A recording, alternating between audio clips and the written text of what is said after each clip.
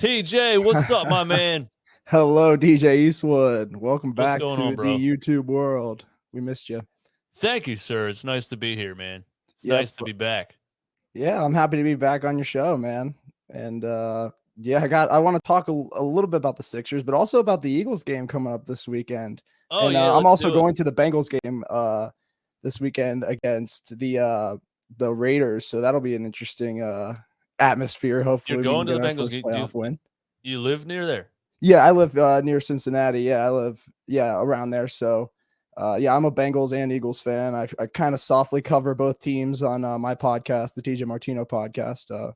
Soft Nice. plug. But yeah, Shout out to the TJ Martino podcast, everybody. Go subscribe to the TJ Martino podcast.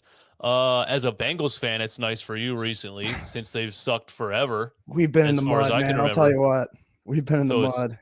it's nice to have a young stud quarterback and a top 5 or 10 wide receiver, right?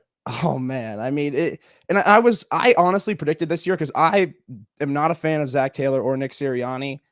Both coaches, I think they kind of run a similar trajectory, even though Zach Taylor has a little bit more under his resume in terms of coaching. But I've not been a fan of Zach Taylor this year in his play calling, but I just think this team has so much talent that like it's overriding his like poor decision making and situational management, in my opinion.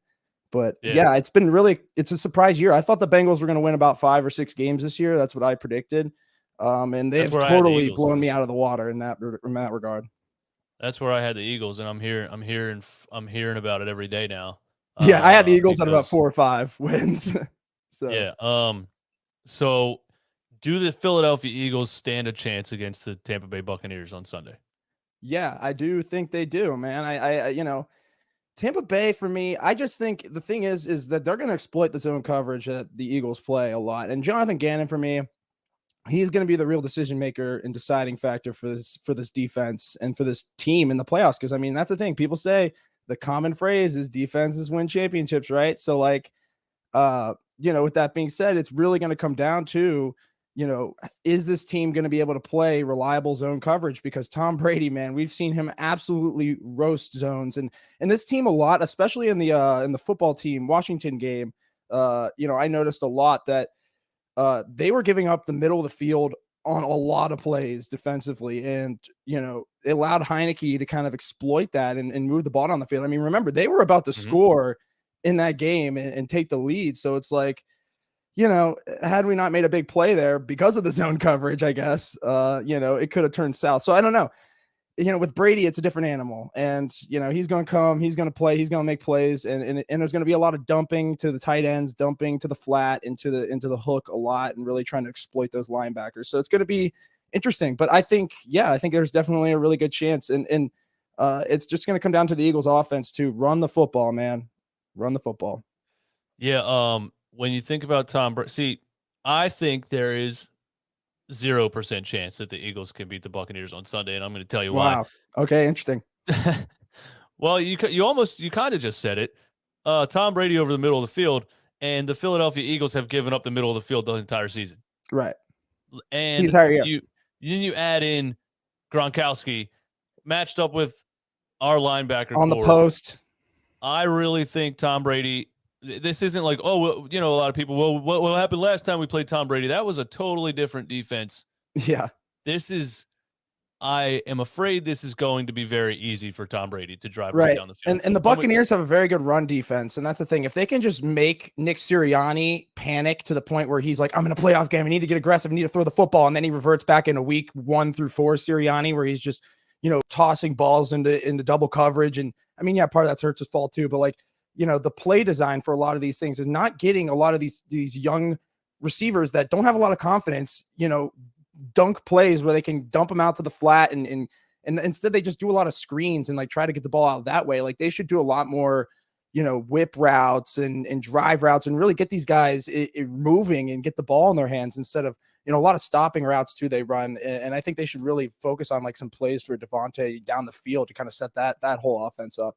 And that's the thing. I mean, they've tried a little bit. I don't want to cut you off right there, but I don't want to forget to say this because no, sure, go ahead. What you just said right there. I think they do try to get plays for Devontae down the field. I think the Yeah. quarterback can't launch the ball down the field. He can't. Yeah, that's been part of He it. just True. That's fair. it sucks when I say that, and people don't want to hear that. He can't launch the ball down the field. He can't Yeah, I was let about it to. Yeah, I was about to get fly. into that. You That's know, fair. and when he does try to launch it, it takes his entire body, and it's still like Devontae still has to come back for the ball. Yeah, and a So lot of times he's thrown on the run too, and like because a lot of the time they're doing a lot of these rollouts, which I kind of called for at the beginning of the season. But like practically speaking, it's it's working a lot better than I thought it would. But yeah, Jalen's arm on yeah. the run is just kind of questionable, and his deep ball, you're right, it is kind of an issue, and I Well, think it's going to be easily I think exploitable. yeah, I think you can do things with Jalen Hurts, but when you talk about Devontae Smith, he needs a guy with a cannon. You know what I mean? Right, He needs a Donovan McNabb that 1st and 10 just launches it 65 yards. right. You know, and Devontae would probably have 1,300 yards receiving this year. But I'm not here to hate on Jalen Hurts. No, I think he does the most with what he has, and I think Nick Sirianni figured out how to do the most with what he has. But right. Because I he's don't know used if him. he's the I future. think the smart thing is that he's building off what you said. I think he's used the run threat of Jalen Hurts a lot more effectively. And that was something I was calling for. I'm like more design runs, more of the run threat. If you're going to do the RPO, just go into it full and run like a college style offense. And I mean, I'm not saying you have to do like as fast of a pace, but like just trick the defense and get easy, plays to your playmakers out in the open field. And I mean, I think that's definitely something they've expanded on. And especially with, having the run be as successful it has, it's opened that game up. So like I said, I mean, I think there's definitely a possibility, but I agree. Jalen Hurts in a playoff atmosphere against the Bucs defense, who's already been hardened through, hard fights in the playoffs last year. It's not looking exciting. I think I'll be there's going more to be than some happy if I'm turnovers. wrong. I'll be more than happy if I'm wrong, but Mm, I just don't see it happening. Real Yeah. quick, give me your thoughts on the Sixers. What is going to happen at the trade deadline? Because Mr. Crockpot just buried me in my own grave. Yeah. I listened. Uh, Yeah, and I'm not as I've been pretty pessimistic on the Sixers for a couple of years now. But I mean, honestly, I think there is a lot more of a silver lining to see here, and that is that we have young athletes, we have young guys that we can actually, develop. And look, they're definitely flawed. I don't think Thibault and is going to ever have an offensive game and all that. Like, yeah, we can go down those rabbit holes, but like I think that there is a young base here. It's just, it all is for me, it's coaching and leadership, and not necessarily from Joel Embiid, but like from the Sixers organization as a whole. And the precedent they're setting with Ben Simmons, I think has just been really ugly. But I mean, in terms of what they need to do, they need to dump the salary of Ben Simmons and Tobias Harris as soon as possible. And honestly, you're not going to get all-stars. So just get guys that right. can fit in this offense and make shots. Get shot makers. I think a good guy would be Joe Ingles. If they can make that deal happen. I don't know if Utah would Love even Joe want that, Ingles. but like, I don't know, something like that, like for Tobias Harris or something. I think that just guys that fit in the offense. They don't necessarily need to be all stars. They don't necessarily need to be the guy, but just get shot makers. Lou Williams Right. types guys. They're out there.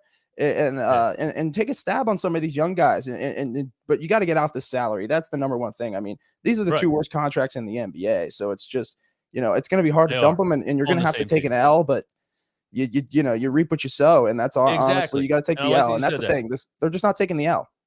Right. I like that you said that, because a lot of people are still on this, like, if it doesn't get us over the hump, we can't do it. If it's not a superstar, we can't do it. Right. If this, if that, we can't. What are we getting by not doing it? We got a player that's averaging 17 points a game and a player that's not playing. We don't have a choice. We have to do it. You're absolutely right. If you got to do a mini 3-year rebuild, and hopefully Joel Embiid's still in some sort of his prime in 3 years, but Right. at some Yeah, point, if you're not getting the a time is superstar, ticking. The yeah, if you're hourglass is not getting a ticking. superstar, you have to get rid of those contracts. You have to be able to fill out the roster with other players that are contributing to the team. Exactly. No, and yeah, that's the thing. I think it's just, they gotta just take the L on this, and they gotta take the L to the face. And I think the fans will respect them more if they just say, look, we messed up. We overpaid Tobias, which, everybody was saying at the time, even though we were like, maybe he can become a 25 point per game scorer now because he's got the big contract, but he's kind of taking the money and running. So it's like, and especially after that interview you just showed, that was pretty disheartening. I mean, and I said he sounded depressed because, like, Yeah, I mean, he just sounded like it sounds like the air is just completely sucked out of that balloon, man. Yeah. Especially if you look at his interviews before the season where he was, kind of talking up like he was going to be the man, and like we were all kind of like, hey, let's see it. And he is what he is, and Tobias sounds defeated. he's a bad contract, and you got to just take the L and move on, kind of like the Wizards did with John Wall. You just gotta.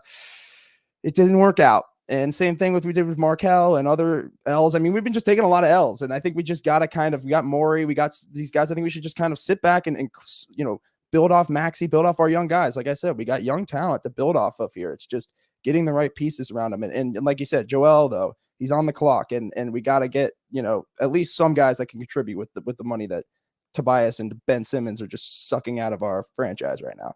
Yeah, I feel you, man. Thanks for your insight, man. I'm going to get to some other people. I appreciate it. Absolutely. And I'd love to have you on my show as well at some point. Yeah, man, I'll keep in contact with you. We'll do a whole episode together. There's a lot more we could have talked about, definitely. Sure. Thanks, brother. Sounds great. Later. Yep.